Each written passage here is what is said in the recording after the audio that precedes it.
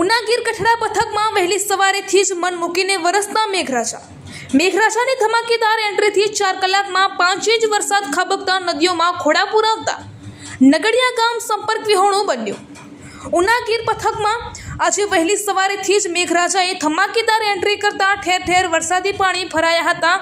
સવારથી વરસાદી માહોલ વચ્ચે ગીર પથક અને આજુબાજુના અનેક ગામોમાં વરસાદ વરસ્યો છે।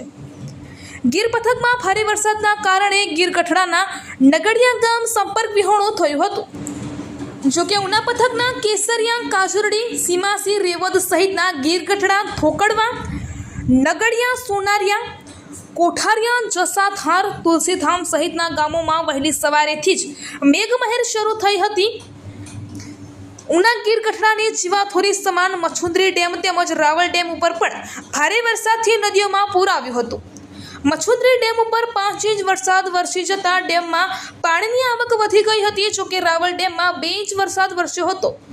ગીર જંગલ નજીક આવેલા નગડિયા ગામની શાહી નદીમાં પૂર આવતા નગડિયા ગામ લોકોની અવરજવર બંધ થઈ ગઈ હતી અને ગામ સંપર્ક વિહોણું થયું હતું। રિપોર્ટર અબ્દુલ ખાનજી, ઉના।